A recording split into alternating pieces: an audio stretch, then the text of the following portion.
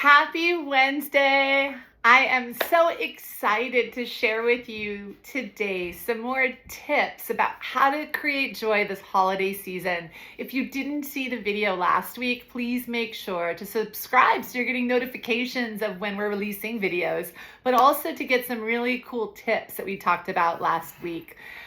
My name is Robin Lee. I'm a medical intuitive in California. I've been in practice for over 32 years. My job helps people understand how their lifestyle, their job, their relationships, their diet, their habits affect their mental and physical health. And as we make changes, we can create extraordinary lives and we can make huge shifts in how we physically and emotionally feel. We are worthy of that. So that being said, last week's video I absolutely loved. We talked about two really important pieces about creating a joyful holiday season.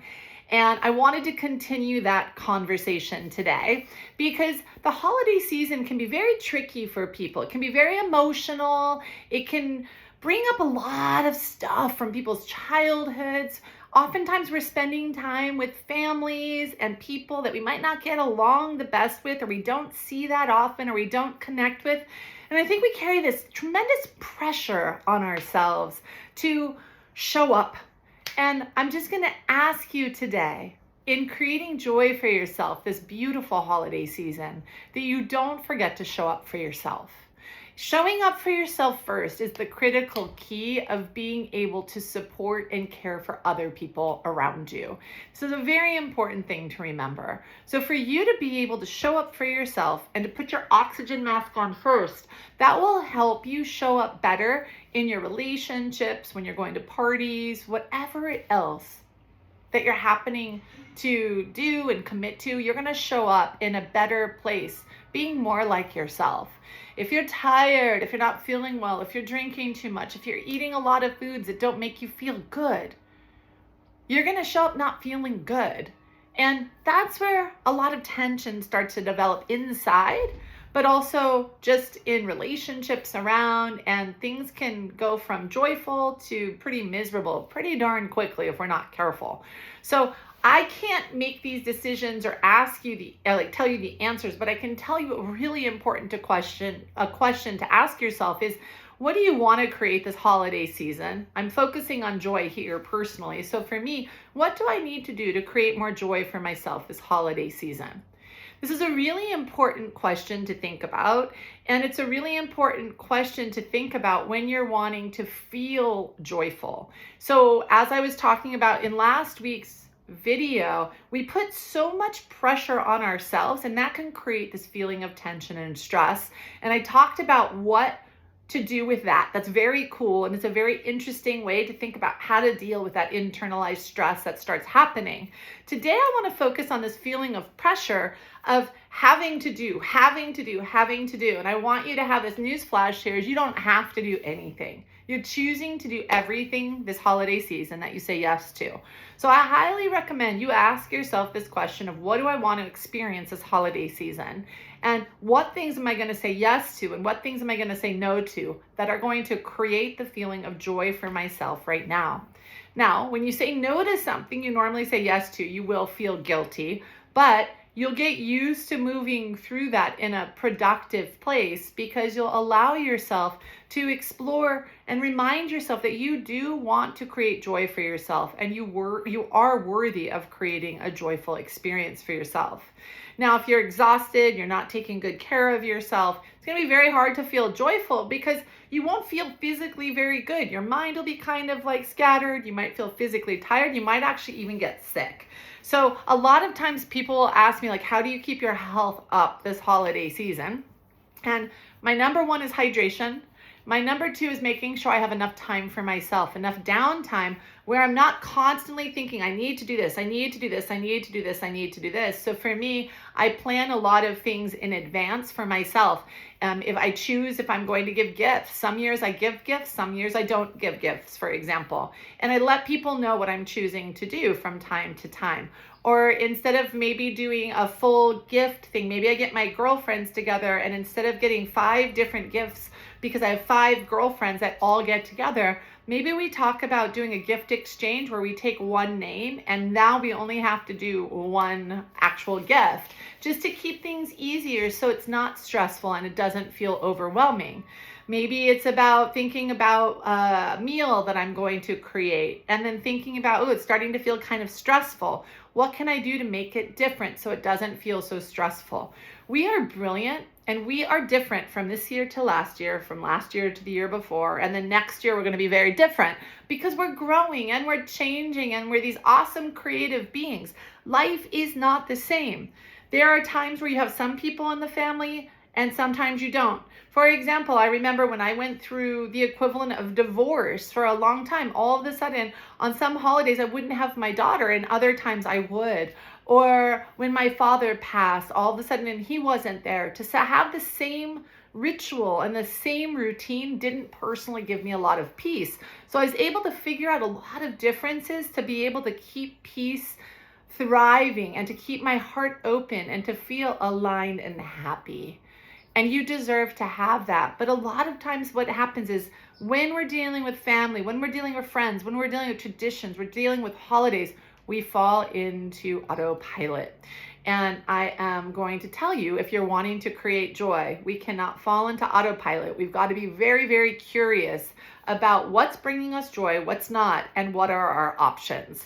The more we communicate about options, the more people problem solve in a positive way. And it's really quite remarkable the outcome and shifts that can happen. A lot of you are traveling for the holiday season. Hydrate, hydrate, hydrate on the airplane. I am on the road a ton for work, oftentimes every other week. And a couple of things that I do that really support my immune system is making sure I'm absolutely incredibly hydrated on airplanes.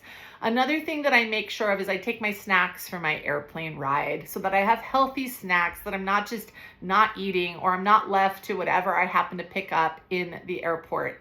It's interesting, but the airport is a place that can be quite a trick for people to navigate through because they're bored or they're feeling anxious or they're feeling overwhelmed. They just want to get on the airplane. So next thing you know, people are eating all kinds of sugar snacks, all kind of caffeinated alcoholic snacks, and they're not sure why they're not feeling great after a flight or why their immune system is now dropped and they get a cold or a flu. Hydrate, hydrate, hydrate. I love taking my snacks and supporting myself. And for me, when I'm at the airport, I love walking around and walking around and walking around. I don't sit quietly. If there's a place to go outside, I will definitely do that. But the idea is that I keep my energy and I keep moving, because stagnated energy is where the immune system oftentimes won't do so great. Also, it's stagnated energy and then a lot of processed foods, stress, and a lack of self-care. Self-care isn't something that's on a lot of people's mental space for the holidays. And I would love you to think about that as you move through the rest of this video is, okay, self-care doesn't have to be your number one priority during the holidays, because a lot of the holiday season, it's fun, it's dynamic. That in itself could be considered self-care. But the question is, how can you support yourself to create more joy for yourself this holiday season so that you're not feeling just completely overwhelmed or isolated? How can you create for yourself a more joyful experience? How can you create for yourself more positive feelings for yourself inside? Who can you spend more time with? What can you delegate? How do you support yourself? So for me, I hydrate. When I'm traveling, I take my own snacks. I always make sure I have snacks. When I go to events, I take a vegetable tray or I take a healthy dip that I'm going to be very excited to eat from. I oftentimes eat before I go to events, actually. So I'm not stuck eating a lot of sugar and a lot of processed foods and things that just don't make me feel good. I create rules for myself. I create limits. So if you happen to be someone that drinks alcohol, make a plan before you go to a party. You know how much is good for you to drink, meaning that it doesn't make you feel bad the next morning. Hydrate, hydrate, hydrate. Stick to whatever you came up with and be good with it. I think a lot of times we take into the holiday season this idea of like, woo! And then we forget, like, okay, we're still here the next day, and all right. And a lot of times what starts happening is come December 31st, I start seeing people making these kind of wish list is what I call, what a lot of people call, their New Year's kind of resolutions, more wish list, because people aren't coming up with a skill set or an idea or commitments to make it happen. And as they're working through these wish lists, a lot of them are losing the 10 pounds they just gained during the holiday season. So the idea is, imagine if you didn't have to regroup from that experience and that you can just move forward more from this experience. What are you getting? So normally stress and stress management becomes the number one self-care that we talk about. And I want you to think for yourself what you can implement to reduce stress consistently. So for me, when I'm at the airport, I was sharing you what I do. I also have a scarf. It's my travel scarf. And I put some drops of lavender oil on it, sometimes a couple of drops of tea tree oil. And I oftentimes will let it just sit here while I'm watching movies or I'm reading on the plane. And I kind of put like a big scarf kind of around my head. And the reason I do that is there's antiviral and antibacterial principles in those essential oils. So as I'm breathing in, I'm getting that awesome movement of essential oils into my body that's helping kill any viral or bacterial kind of stuff before it gets into my system. And quite honestly, I do very well not getting ill. And like I said, I'm on a plane oftentimes every other week for periods of time, and seldom do I get ill. Hydration is so much more important than we realize, and stress reduction is so much more important than we realize. So instead of thinking, okay, prioritize self-care, how do you honor stress? Last week's message talked about honoring that and what the gift of that can be, but also how do you reduce what you are holding on to from a point of stress, whether it's physical, mental, spiritual, emotional, and it's making sure that you have time every single day that's just downtime to think about what you need for yourself, even if it's just a half hour, and that you're giving yourself that. A huge key to this is being present in the moment and choosing a state of presence. I cannot tell you how stressful your body feels when you're constantly multitasking. It's this anxiety that you're going to lose the beauty and the present moment. And it's true because it actually happens.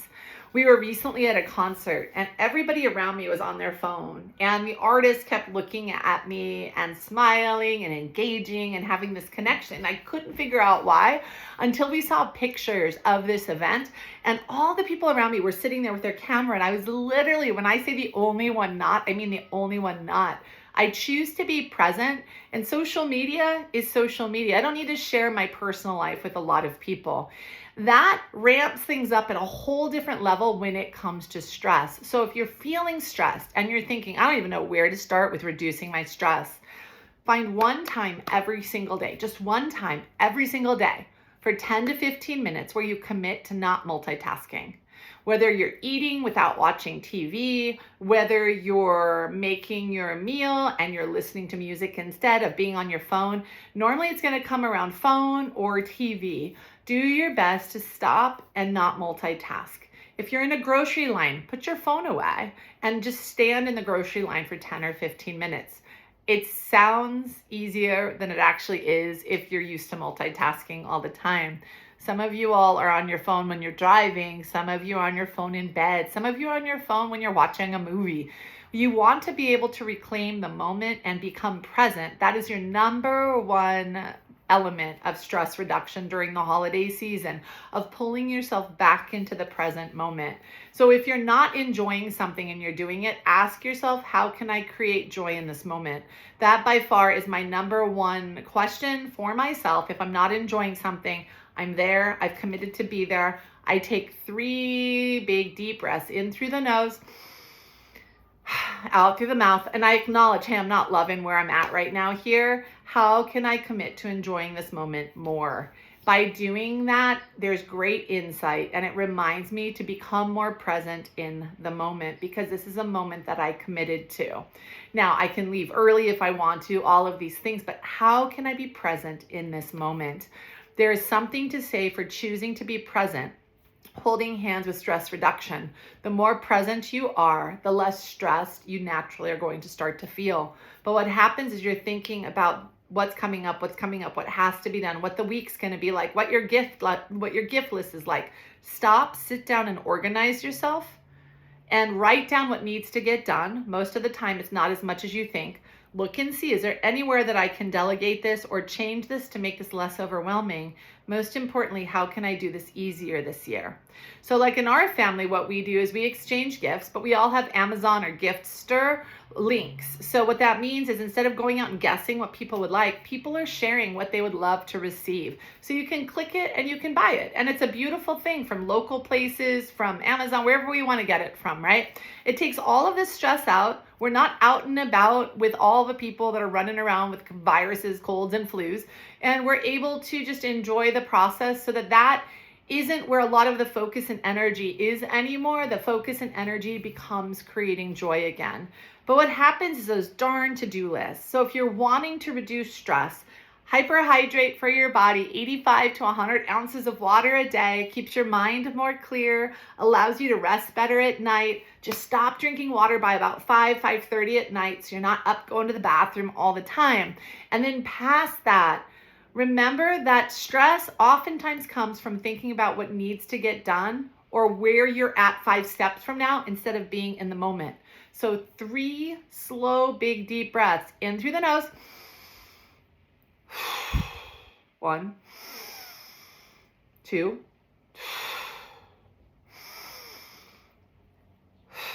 How can I be more present in this moment? And for those of you that have the mental to-do list, please write your to-do list out, figure out where you're going to do these things, and delegate if it starts to feel like too much. It's weird to delegate at first, and then it becomes second nature. People are so happy to contribute in life. Most of us don't feel like we're contributing enough. So when you ask for help, people are happy to show up and support. It's good for them, it's good for you, and it makes more joy, and it connects to a higher level of connection in the heart. When I come and you've asked me to bring something and I can bring what you're asking me to bring, it brings me joy and it helps me feel like part of a community, and I feel more grateful to have you as my person in my life to be able to share this holiday season with. If you do everything, I don't get to feel that on the level I do. If I get to put my heart, or if I get to go pick out something that you're asking, it makes all the difference in the world. Be more present in the moment. Simplify by organizing your to-do list. Make sure if it feels like pressure, you can allocate stuff out, share that, and hydrate, hydrate, hydrate. Create peace this holiday season. So for the next 2 weeks, every single Wednesday this last year, I have been live. I am going to miss you the next 2 weeks, but I am taking a bit of a hiatus for the next 2 weeks, and you will see me the first week of January again. So if you haven't subscribed below, please subscribe below. Please share with me when you catch that, oh my goodness, I'm feeling stressed and I wrote down my to-do list and I asked for help. I want to hear what you're asking for help about. I want to hear how it goes, but I promise you, people are happy to show up, to support, to help. It is time to do different things to get awesome outcomes that create more joy and love for yourself in your life and this holiday season. Happy December! Big hugs.